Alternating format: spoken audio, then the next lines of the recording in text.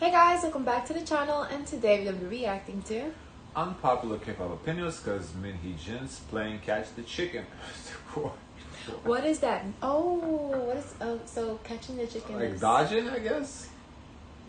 To catch a chicken. Dodging service, like it's hard to catch a chicken. right. So the service people have to catch her basically. She's dodging. She's dodging She's dodging being served.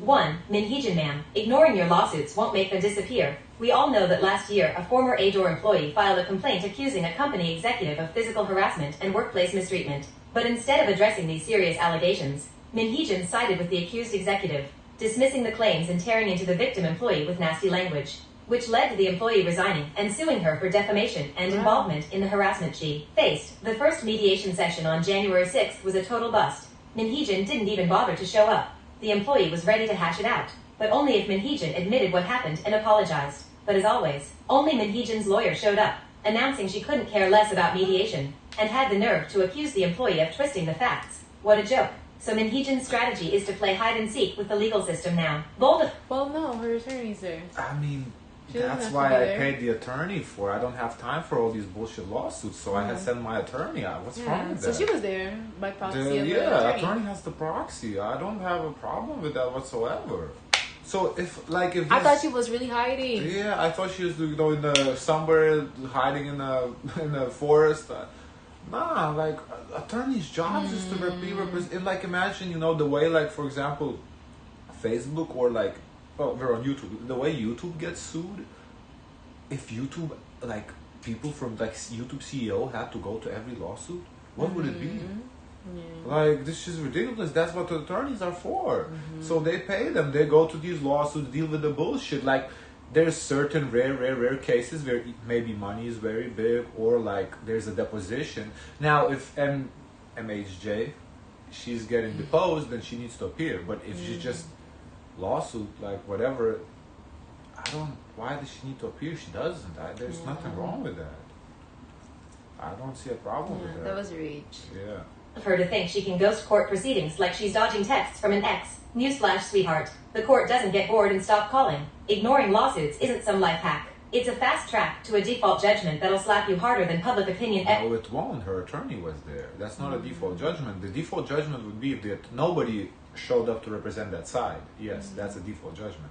Attorney showed up, so it's not a default.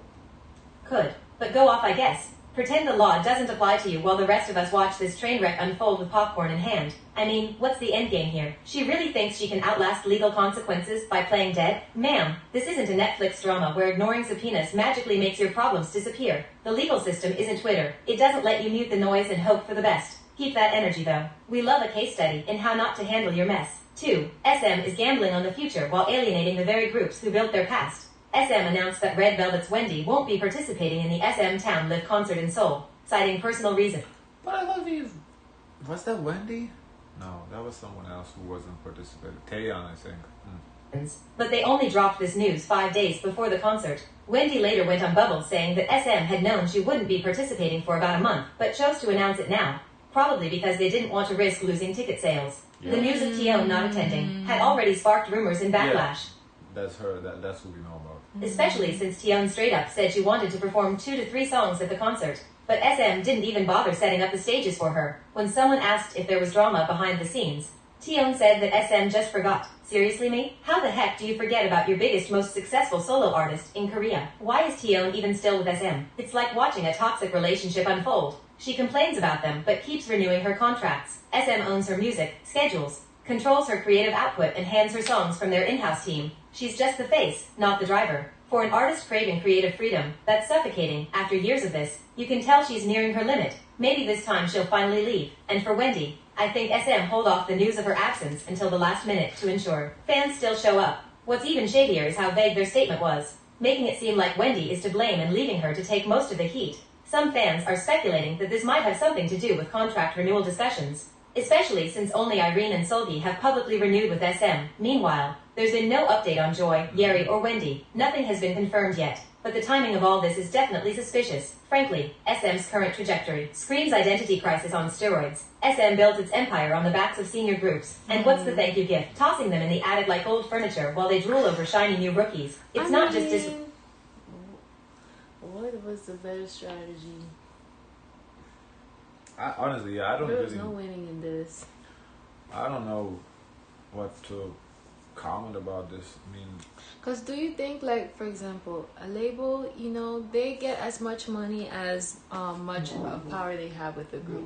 If the group is much more older, I think since they already make money, their connection or ties to them is not as close. we talked about this in one of the reactions. I think you were right. You made a good point. The more established the group is, the less investment it should need. Yeah. I think your point is valid. It should already have the name by themselves, that the big fan base. So you don't need to like put so much money into it. So I think your point was valid. I don't know. Like, I mean, SM didn't. They took a minute to announce that Wendy wasn't going to be there. I get it. It's unethical. Because, they wanted the tickets. So it's a little unethical, But these companies are unethical, so kind of expected. I'm not Could she have come surprised. forward and said something herself? No, probably, they have like agreements. I don't think she could do that. I don't think that's her position. So, as far as, gambling on the future while alienating very groups who build the past, yeah, but I don't know. They're alienating the groups, though. Like, what do you mean? I think that's just the natural path into this. Eventually, those groups are gonna go on their own. That's how K-pop works. Yeah, build up a new group. I think that's just the natural path. I don't think that's just they do it on purpose. It's just it happens naturally. Yeah, look at every label with every group. It's the same thing basically. Show me a K-pop group that's been there for 20 years and actively been there for 20. They don't they make a comeback.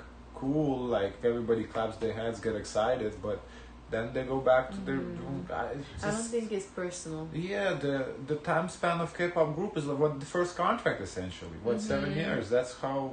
Because that's when they really got the hold of the bag. After that, it's people. So there's disagreement. Somebody goes solo.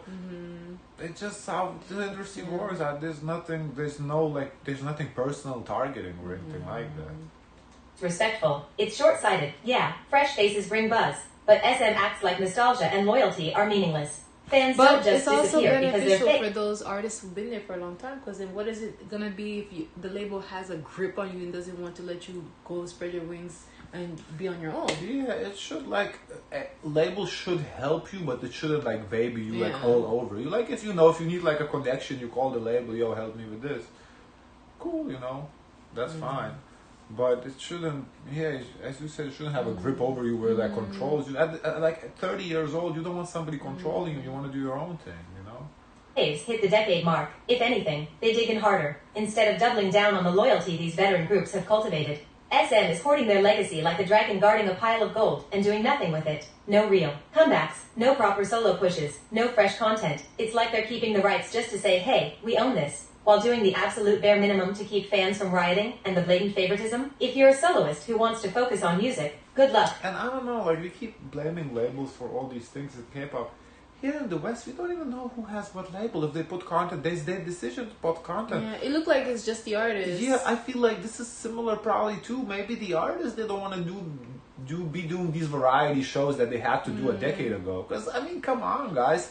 At some point, you want to, you made the money. You don't want to sit there all day, hustle. I don't know if especially if it's a means to just have money and security. Yeah, because it is.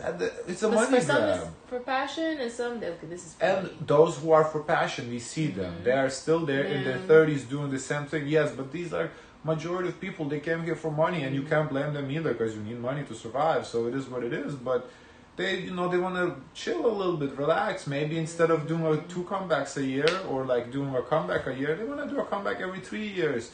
They don't want to be sitting there variety shows filming content for you guys to consume. They come on. Taemin, Taeyeon, Baekhyun. These are names that should have been headlining world tours and topping charts, but instead, they were stuck waiting for scraps. Meanwhile, if you're dabbling in acting, variety shows, or YouTube, SM seems more than happy to roll out the red carpet. Why? Because it's cheap, easy money. Those ventures cost less and bring in quick, low-effort returns. It's like they're saying if you're not expanding your portfolio, you're not worth our time. It's downright insulting to artists who want to stay true to their craft. The creative control issue is another red flag. SM's micromanagement is suffocating. Idols like NCT's Taeyang and Mark have managed to scrape together some creative freedom, but they're the exception, not the rule. The others are stuck in a bottleneck, competing for a handful of songs that SM deems worthy, which creates a problem because everyone is trying to get tracks from one jar. And the fact that a lot of SM producers work exclusively for the company doesn't help either. Who's gonna get a specific song? NCT, EXO, Red Velvet, aespa, and let's not ignore the glaring elephant in the room. SM staff are jumping ship to competitors like HYBE, leaving the company scrambling to keep the wheels turning. About but that, instead, what was the organization? JYP. We noticed, okay, if you have like 3 major groups and you have 5 others, the 5 others are gonna have a small margin of the pie. So they should just refocus their energy and just maybe bring in one more group to the 3 or 4 poppin' group instead of having 10. Yeah, we haven't posted that reaction up, but it's probably gonna be like the same day as this, so a little bit after this video. Yeah, I'll post it. Yeah, but no, you're right. Yeah, it's just how this industry works. That's the nature of the growing up in the industry. You know, fixing their broken system. Like even in the Western industry, like the people that most of the times, of course, doesn't apply to everyone. There are people who keep putting music in their late 40s, whatever. But most of the times in their early 20s, throughout the 20s, people put music. After that, the albums slow down a little bit, maybe every 2-3 years instead of every year. Like, look at anybody. Look at Eminem, how many albums he had, when he was younger, and versus now. But Eminem is also, he does put a lot of shit, so maybe not the best example.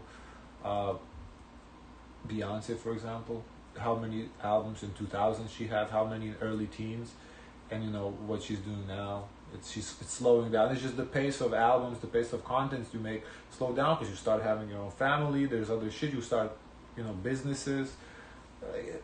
It's just how it works, For extension, failing to adapt, you name it. They're doubling down on debuting rookies and abandoning veterans. The result? Senior groups feel forgotten. Rookies are under insane pressure and fans are left dizzy trying to keep up with this circus. 3. The whole JYP camp... Mind you, the opportunity cost with the rookies is much greater for the label because, initial stages we could get a high return investments or not. So let's figure it out. So we have to pump in everything we got. And if it doesn't work, scrap it and move on. Go of GOT7 narrative is a stretch. The idea that JYP is somehow clinging to GOT7 through their new boy group Kickflip is stupid. The argument... Wasn't she the one who made the video about it? Or was it the other K-pop news? No, I think it was the other one. Oh, okay. Because, the other person said the opposite that... okay, so I guess she's addressing that, okay. And being thrown around to support this theory are flimsy at best. First, there's But, we agreed with her. I think we basically said the same thing, that it's a reach. Claim that Kickflip's pre-release date January 6th is some kind of deliberate jab because it's the same day as GOT7's debut anniversary. Then there's the fact that Kickflip's official debut is set for January 20th, which happens to be the same date as GOT7's big comeback after 3 years. But dates overlap all the time. It's not like JYP is sitting there with a calendar plotting ways to subtly troll GOT7 fans. It's far more likely that the date was chosen because it fit their promotional schedule, not because they're trying to make some petty statement.